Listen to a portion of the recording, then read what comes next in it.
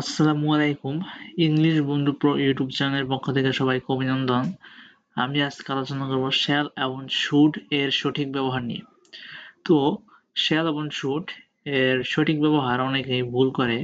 তো এই ক্লাসটি করলে সম্পূর্ণ ক্লাসটি করলে কারো আর কোনো ভুল হবে না। তো বেশি কথা না বলে ক্লাসটি এখনই শুরু করছি। প্রথমে আমি বলবো শ্যালের ব্যবহার। প্রথমে বলবো শ্যালের ব্যবহার, তারপরে বলবো শুড এর ব্যবহার। তো shall এর মূল কথা হচ্ছে shall সাধারণত ফার্স্ট পারসন কি I উই, সেকেন্ড পারসন কি ইউ ইয়োর এবং থার্ড পারসন কোনগুলো থার্ড পারসন হচ্ছে হি সি ইট বা কোনো কিছু না। তো বেশি কথা না বলে ফার্স্ট পারসন এর সাথে ব্যবহৃত হয়। shall সাধারণত ফার্স্ট পারসন I উই এর সাথে ব্যবহৃত হয়। এটি মূলত ভবিষ্যৎ কাল বা কোনো প্রস্তাব বোঝাতে ব্যবহৃত হয়। এটি মূলত ভবিষ্যৎকাল। shall সাধারণত ভবিষ্যৎকাল বা কোনো প্রস্তাব বোঝাতে ব্যবহৃত হয়। তো ভবিষ্যতের কাজ বোঝাতে shall এর তুলনায় will বেশি ব্যবহার করা হয়, কিন্তু shall ও ব্যবহার করা হয়। তো প্রথমেই হচ্ছে কি কি কাজে ব্যবহৃত হয় আমরা সেগুলো দেখব এবং উদাহরণ দেখব তার সাথে সাথে। প্রথমে হচ্ছে ভবিষ্যৎ পরিকল্পনা বোঝাতে। ভবিষ্যৎ পরিকল্পনা বোঝাতে। তো এর সারাংশ হচ্ছে সাধারণত ভবিষ্যতে কোনো কাজ করা হবে, ভবিষ্যতে কোনো কাজ করা হবে এরকম বোঝাতে, ভবিষ্যতে কোনো কাজ করা হবে এরকম বোঝাতে shall ব্যবহার করা হয়। তো এক্সাম্পল হচ্ছে মানে উদাহরণ দিয়েছি, উদাহরণগুলো আমরা দেখব। যেমন উদাহরণ হচ্ছে যে আমি আগামীকাল ঢাকা যাব। আমি কি করব? আগামীকাল ঢাকা যাব। এটার বাংলা কি হবে? এটার বাংলা shall দিয়ে আমরা ব্যবহার করব। যেমন তোমরা খেয়াল করো, I I shall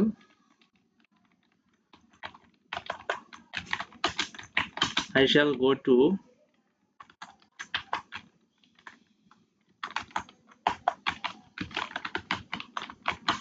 ঢাকা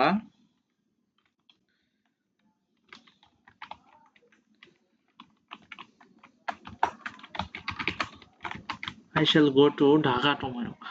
তো এটি একটি বাক্য, তোমরা খেয়াল করো এটি একটি বাক্য।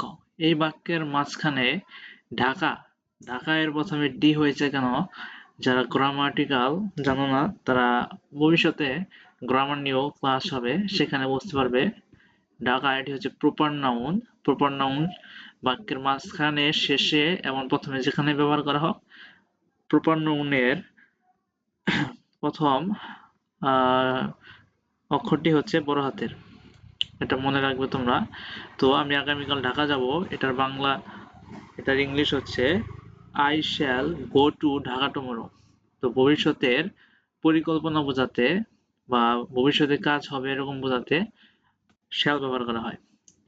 তারপরে আমরা দেখব প্রস্তাব বা পরামর্শ বোঝাতে polite offers or suggestions।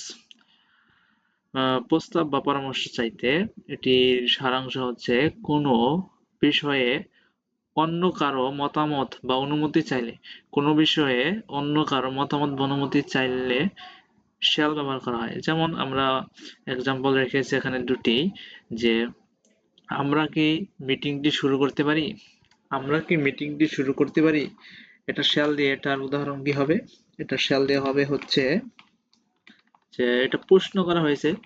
shall কি? shall হচ্ছে মোডাল বা ভার্ব, মোডাল অক্সিলারি ভার্ব। যখন প্রশ্ন করা হবে তখন বাক্যের অক্সিলারি ভার্ব গুলো প্রথমে চলে আসবে। যেমন এটার প্রথমেই বসবে shall, এটার প্রথমে বসবে shall, সরি, প্রথমে বসবে shall। আমরা কি মিটিংটি শুরু করতে পারি? তাহলে হচ্ছে হবে shall we start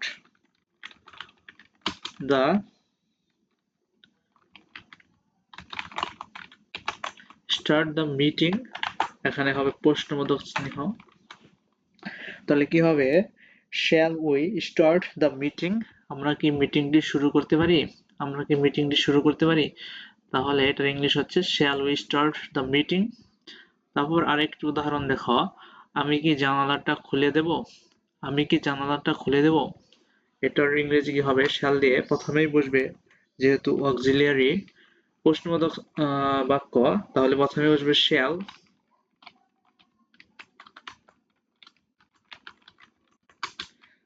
shall I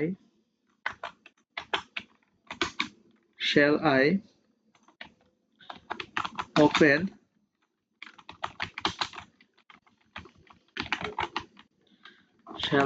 the window? Shall I open the window? আমি কি জানালাটা খুলে দেব? তাহলে প্রস্তাব বা পরামর্শ ভবিষ্যতের প্রশ্ন করার ক্ষেত্রে shall ব্যবহার করা হয়।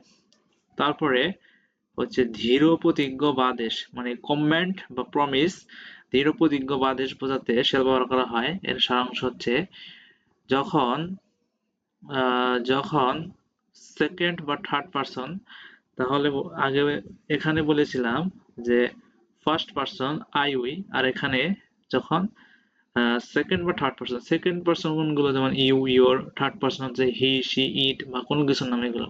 তাহলে কি হলো, যখন সেকেন্ড বা থার্ড পারসনের সাথে শ্যাল বসে তখন সেটি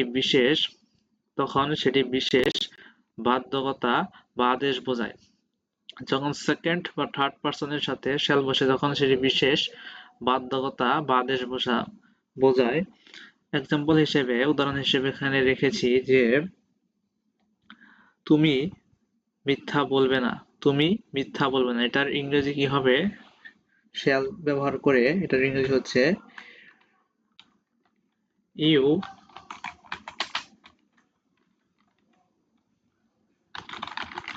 shall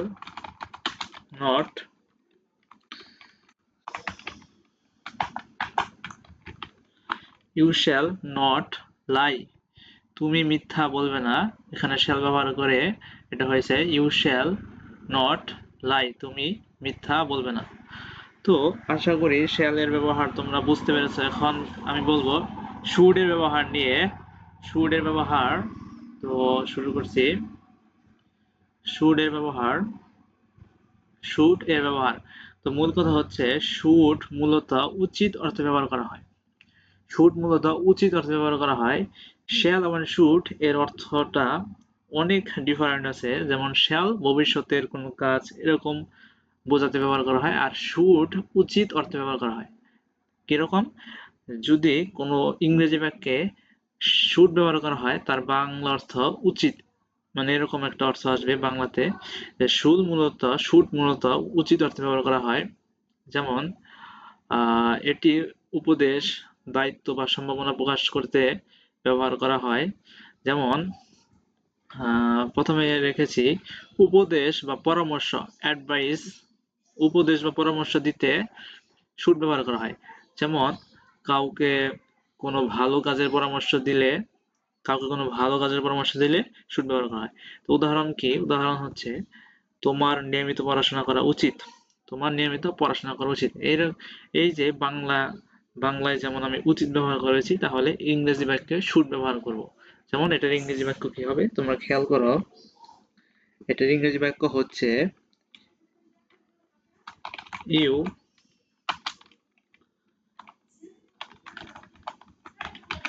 should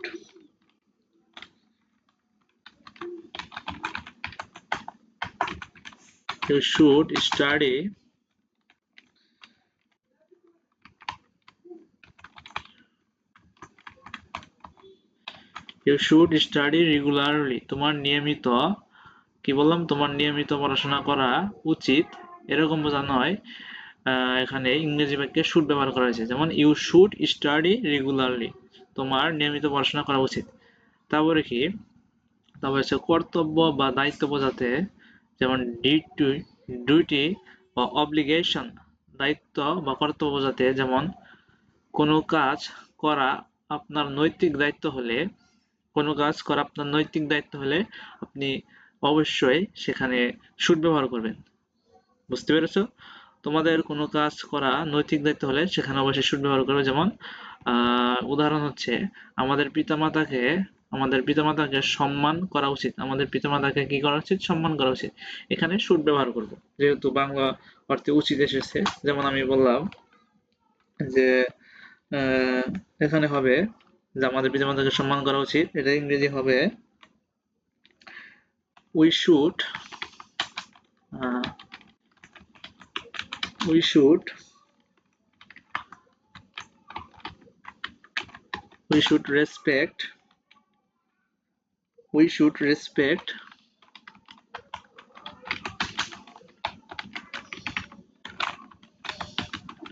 we should respect our parents. আমাদের পিতামাতাকে সম্মান করা উচিত। এখানে উচিত যেহেতু তাই আমাদের ইংরেজি বাক্য শুড ব্যবহার করতে হবে। তাহলে ইংরেজি বাক্য হচ্ছে we should respect our parents. আমাদের পিতামাতাকে সম্মান করা উচিত। তারপরে কি? তারপরে হচ্ছে সম্ভাবনা বোঝাতে, যেমন probability সম্ভাবনা বোঝাতে, যেমন কোনো কিছু ঘটার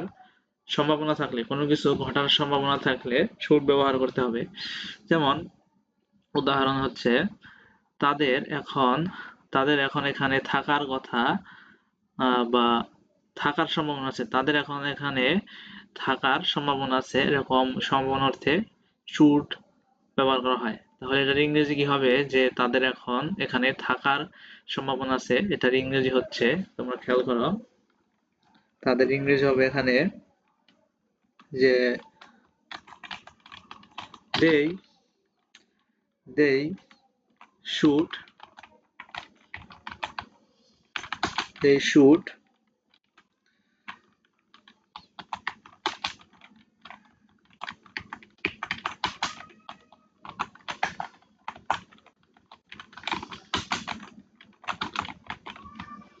কি হলো?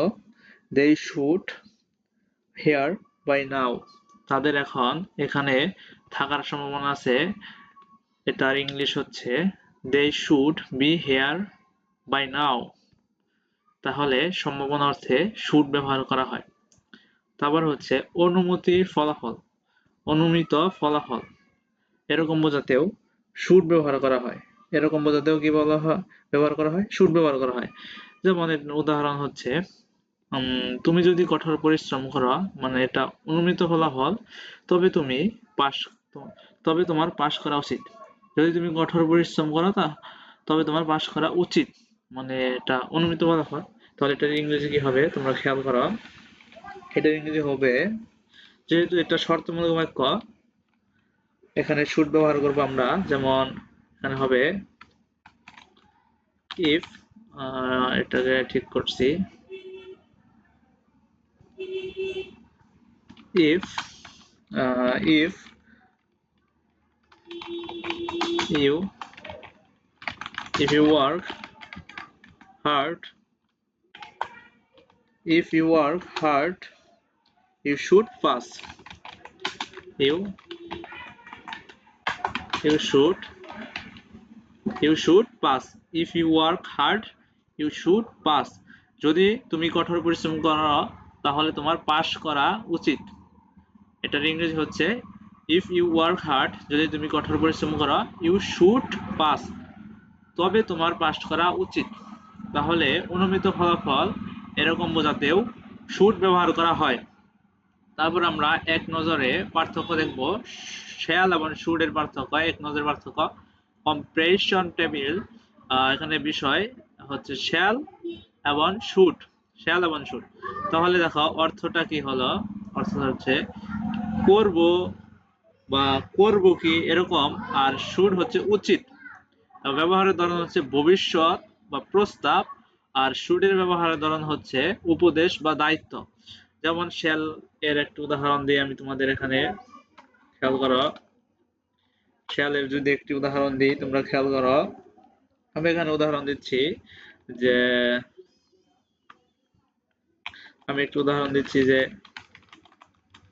shall I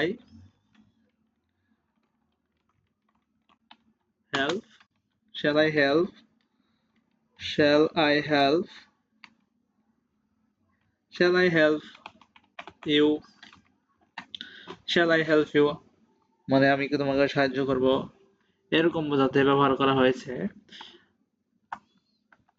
তারপর আমি যদি should নিয়ে একটু উদাহরণ দিই, তাহলে খেয়াল করো যে you should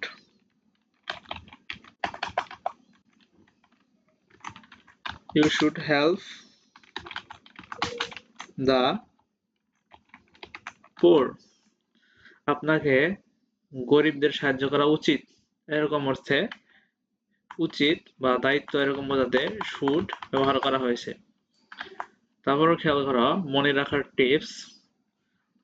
রাখার টিপস হচ্ছে shall মূলত প্রশ্ন করার সময় মানে অনুমতি নিতে এবং ভবিষ্যৎ পরিকল্পনা বলতে ব্যবহার করা হয়। আর should সবসময় ব্যবহৃত হয় যখন আপনি কাউকে বলছেন তার কি করা উচিত এরকম অর্থে should ব্যবহার করা হয়। যেমন তোমাদের জন্য আমি দুটি উদাহরণ দেব, যেমন আপনাদের অনুসরণের জন্য নিচের দুটি বাক্য পূরণ করার চেষ্টা করুন। আপনারা কমেন্টে উত্তর দিবেন যে এখানে কি হবে। তো আমি আপনাদের দুটি বাক্য দিচ্ছি, আপনারা কমেন্ট করবেন যে এই বাক্যগুলো উত্তর কি হবে। যেমন আমি প্রথমে লিখলাম এক নম্বর বাক্য হচ্ছে I dot dot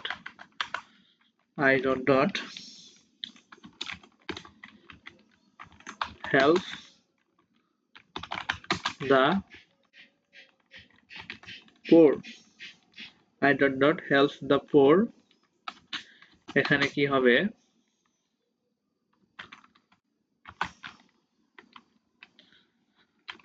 এখানে shall হবে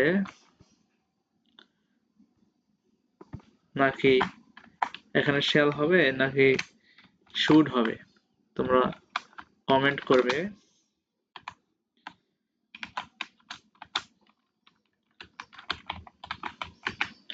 আর 2 নম্বর হচ্ছে ডট ডট ডট উই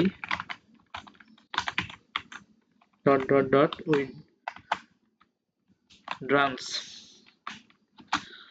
এখানে 2 নম্বর উত্তর কি হবে তোমরা কমেন্ট করবে। যেমন আমি দিচ্ছি যে এখানে কি shall হবে নাকি should হবে, এখানে কি shall হবে নাকি এখানে should হবে, তোমরা কমেন্ট করে জানাবে। তো এই ছিল ক্লাস shall এবং should এর ব্যবহার নিয়ে। আশা করি তোমরা অনেক ভালোভাবে বুঝতে পেরেছো। তো পরবর্তী ক্লাসে তোমাদেরকে আমন্ত্রণ রইল। আসসালামু আলাইকুম।